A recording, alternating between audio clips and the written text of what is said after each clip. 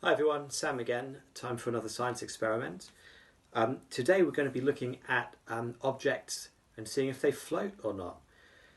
So I'm going to be doing this with two objects which are basically the same. They're slightly different. One is a bit heavier than another one, which is a bit lighter. We're just going to see which one floats and which one sinks. So for this experiment you need a container of water, two oranges, one unpeeled and one peeled. So, simple experiment. We're just going to pop them in the water, see what happens. My hypothesis would be that the orange with no peel, which has been peeled, is going to float because it's lighter than the orange that still has the skin on it.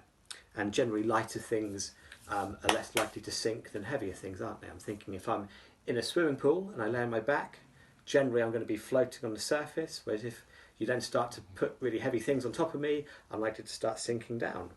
So, let's see what happens. We'll start with this orange. So this is the heavier orange that still has the peel on it. And let's see what happens. Okay, so the heavier orange is floating. This could be a really quick experiment and it won't actually tell us very much. My guess now would be that this one will also float as it's lighter. Let's see what happens. There you go. This orange is sinking even though it doesn't weigh as much. So why would this be? Well, my guess is it's to do with density. So even though this orange weighs more and has a greater mass, there's more of it than this orange is actually less dense, and that's because it still has the skin on it.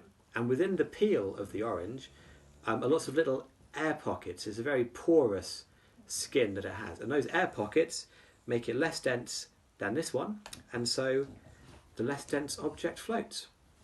There you go. Nice, quick, simple experiment you can do at home, and this one always works. So maybe you could try things a bit differently. What would happen if instead of water you had lemonade? Would the bubbles in the fizzy liquid affect things? Or you could try it with milk. Maybe the fat content would affect things. I honestly don't know the answers to those questions. Maybe if you give it a go at home you can let us know. That's the end of science. So see you later. Bye.